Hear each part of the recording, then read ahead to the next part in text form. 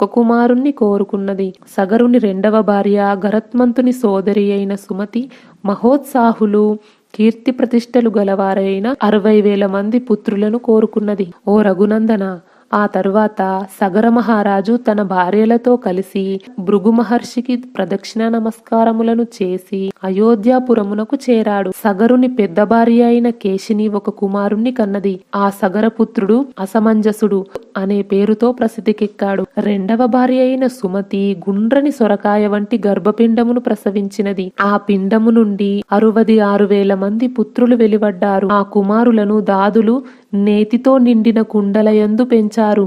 కొంతకాలము తరువాత వారందరిలో యవ్వనము అంకురించింది. క్రమముగా సగరుని యొక్క 60,000 మంది సుతులు రూపయవ్వన సంపన్నులయ్యారు. ఓ నరోత్తమ, రామ, సగరుని జ్యేష్ఠ కుమారుడైన అసమంజసుడు నిత్యము నగరములో